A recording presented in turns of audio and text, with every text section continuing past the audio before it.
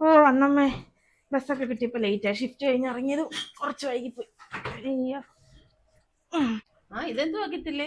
അതാ അതൊന്ന് സാലറി വന്നമ്മ. അപ്പൊ ഞാൻ 2 ഡ്രസ്സ് എടുക്കാൻ കയറി. ദേ അമ്മയ്ക്കൊരു സാരി എടുത്ത്, എനിക്കൊരു ടോപ്പുണ്ട്. പിന്നെതാ അവക്കൊരു ടീഷർട്ടും എടുത്തത്. കോളേജിൽ പോകണം എല്ലാവർക്കും ഞാൻ ഒരു ടീഷർട്ടും എടുത്ത്. നമുക്ക് എടുത്തുള്ളൂ, വേറെ ആർക്കും എടുത്തില്ല. അങ്ങനെ കണ്ടപ്പോൾ എനിക്കിത് ഇഷ്ടമായി, അത് അമ്മയ്ക്ക് എടുത്തത്. നല്ല സാരി, എനിക്ക് ഒത്തിരി ഇഷ്ടപ്പെട്ടടി. ഇത് വിത്ത് ബ്ലൗസ് അല്ലേ? അടിപൊളി സാരി കേട്ടോ, അമ്മയ്ക്ക് ഇഷ്ടപ്പെട്ടു. എനിക്കും കളർ ഭയങ്കര ഇഷ്ടമായിരുന്നു. അമ്മ ഒരു മിനിറ്റ്. പറയടി മോളെ. വിളിച്ചായിരുന്നു ഞാൻ ഈ ക്യാഷ് ഇട്ടിട്ടുണ്ട്, നീ കൊണ്ട് ഫീസ് അടക്കേ. 10 ഇട്ടിട്ടുണ്ട്. അത് ഞാൻ നിനക്ക് എന്തെങ്കിലും കൂടെ ആവശ്യം വരത്തില്ലേന്ന് ഓർത്തിട്ടാ 15 ഇട്ടിട്ടെ. അതിരുന്നോട്ടെ, കുഴപ്പമില്ല. കുഴപ്പമില്ലടി. ശരി ശരി, എന്തെങ്കിലും ഉണ്ടേ വിളിക്കുന്നേ. ശരി എന്നാ. അവളെ അമ്മ കോളേജിൽ ഫീസ് അടക്കണ്ടായിരുന്നു. കൊള്ളാം കേട്ടാ, എല്ലാം നല്ല ഭംഗിയുണ്ട്, നല്ല രസമുണ്ട്. മോളോട് അമ്മ ഒരു കാര്യം പറയട്ടെ, മോൾക്ക് അമ്മയോട് ഒന്നും തോന്നരുത്.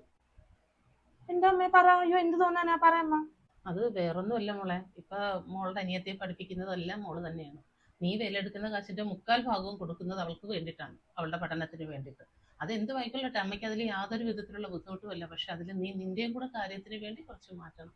അതേ അമ്മയ്ക്ക് പറയാനുള്ളൂ. നാളെ അവളൊരു വിവാഹം കഴിച്ചൊരു കുടുംബജീവിതമൊക്കെ നയിച്ച് പോകുന്നൊരു കാലമാണ്. പെൺപിള്ളേരെന്ന് പറഞ്ഞാൽ അങ്ങനെയാണ്.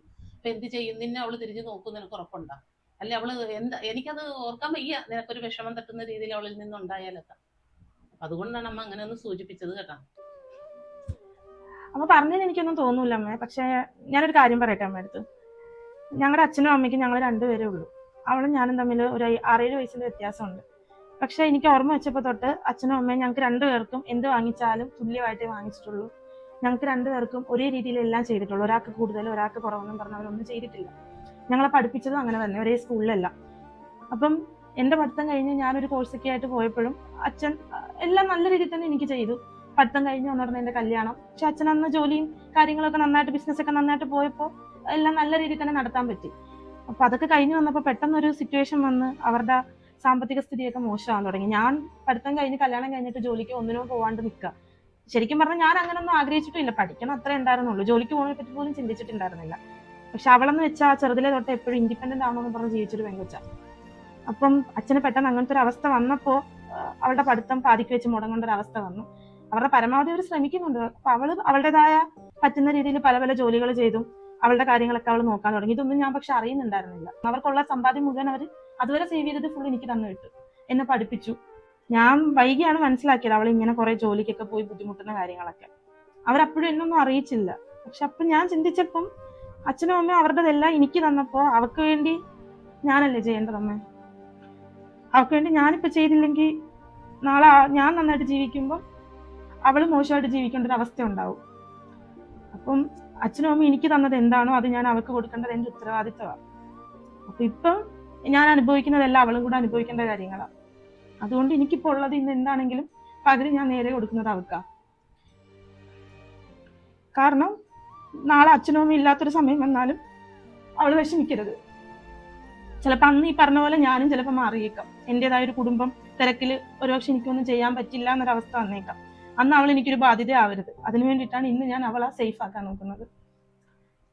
അപ്പൊ അത്രയേ ഉള്ളൂ. അല്ലാണ്ട് ഞാൻ എനിക്ക് വേണ്ടി കരുതുന്നുണ്ട്. പക്ഷെ അവളുടെ പഠിത്തം കഴിയുന്നത് വരെ എനിക്കുള്ളതിന്റെ നേർപ്പാതി അവൾക്ക. കാര്യം അവളും സേഫ് ആവണം, അവളും എന്നെ പോലെ നന്നായിട്ട് ജീവിക്കണം. ഞങ്ങളുടെ അച്ഛനും അമ്മയും അത് തന്നെ ആഗ്രഹിച്ചിട്ടുള്ളത്. പക്ഷെ അവരുടെ നിവർത്തികേടാണ് അവൾക്കിപ്പോ ഒന്നും കൊടുക്കാൻ പറ്റാതാവുന്നത്. അപ്പോ അതുവരെ ഞാൻ ചെയ്യും അമ്മ. അമ്മ പറഞ്ഞതിൽ എനിക്കൊന്നും തോന്നൂല്ല. എനിക്ക് മനസ്സിലാകും അമ്മ എൻ്റെ നല്ലതിനാണ് പറഞ്ഞതെന്ന്. പക്ഷെ ഇപ്പൊ ഞാനൊരു നല്ല ഡ്രസ്സ് ഇട്ടാൽ പോലും പണ്ട് ഞങ്ങൾക്ക് 2 പേർക്കും ഒരുപോലെ അല്ലെന്ന് എല്ലാം കിട്ടിക്കൊണ്ടിരുന്നത്. ഇപ്പൊ അവൾക്കത് അവൾ ചിലപ്പോൾ എന്റേത് കണ്ട് കൊതിക്കേണ്ട ഒരു അവസ്ഥ വരരുത്. അതാ ഞാൻ എനിക്ക് എന്ത് വാങ്ങിച്ചാലും അവൾക്കും അതുപോലെ ചെയ്യാൻ നോക്കുന്നത്. ആരവൾക്ക് വേണ്ടി എന്ത് ചെയ്താലും ഇപ്പം എൻ്റെ അടുത്ത് ചേട്ടനും പറയാറുണ്ട് അവൾക്ക് വേണ്ടി അവളെ പഠിപ്പിക്കാം, ഞാൻ നോക്കിക്കോളാം, നീ ടെൻഷൻ ആവണ്ടെന്നൊക്കെ. പക്ഷെ ഞാനല്ലാണ്ട് വേറെ ആരത് ചെയ്താലും അത് ജീവിതകാലം മുഴുവൻ അവൾക്കൊരു കടപ്പാടായിരിക്കും അമ്മ. പക്ഷെ ഞാനത് ചെയ്യേണ്ടത് എൻ്റെ ഉത്തരവാദിത്വവും കടമയോ. ഞാൻ ചെയ്താൽ ഒരിക്കലും ഒരു കടമല്ല. അവള് നാളെ എന്നെ നോക്കിയില്ലെങ്കിലും അതൊന്നും ഞാൻ പ്രതീക്ഷിക്കുന്നില്ല. എത്രയോ മക്കൾ അച്ഛനമ്മമാരെ നോക്കാതിരിക്കുന്നു. പക്ഷെ ഇതെന്റെ ഉത്തരവാദിത്വമാണ്. അത് ഞാൻ ചെയ്യും അമ്മ. അത്രേ ഉള്ളൂ. അമ്മയ്ക്ക് ഇപ്പൊ മനസ്സിലായി മോളുടെ വിഷമം എന്താണെന്നുള്ളത്. അത് ഇത് തന്നെ അനുഭവമായിരുന്നു എനിക്കും. അത് കാരണം എനിക്കത് മനസ്സിലാക്കാൻ പറ്റും. മോള് വിഷമിക്കണ്ട, എല്ലാം നേരെയാകും കേട്ടോ. എന്തെങ്കിലും ആവശ്യമുണ്ടെങ്കിൽ അമ്മയോട് ചോദിക്കണം. അമ്മ നിന്നെ സഹായിക്കാനായിട്ട് പറ്റുന്ന രീതിയിൽ നിന്നെ ഞാനും സഹായിക്കാം. അവളെ രക്ഷപ്പെടുന്നത് വരെ നമുക്ക് ഒരുമിച്ച് നിന്ന് എന്താണെങ്കിലും ചെയ്യാം കേട്ടോ. മോൾ ഒരുപാട് വിഷമിക്കുകയൊന്നും വേണ്ട. അമ്മയ്ക്കും ഇതേ അവസ്ഥ തന്നെയായിരുന്നു.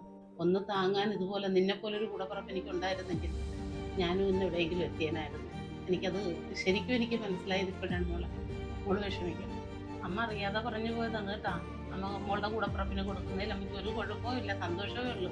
അമ്മ അറിയാതെ പറഞ്ഞു പോയത്, മോൾ ക്ഷമിക്കണേ. അയ്യോ അമ്മ, അങ്ങനെയൊന്നും ചോദിക്കണ്ട അമ്മ, അതിലൊന്നും പ്രശ്നമൊന്നുമില്ല. അമ്മ മനസ്സിലാക്കണ്ടല്ലേ, അത് സാരമില്ല അമ്മ. ഞാൻ അങ്ങനൊന്നും വിചാരിക്കത്തില്ല. അമ്മ എന്നെ നല്ലതിന് പറഞ്ഞതല്ലേ, സാരമില്ല.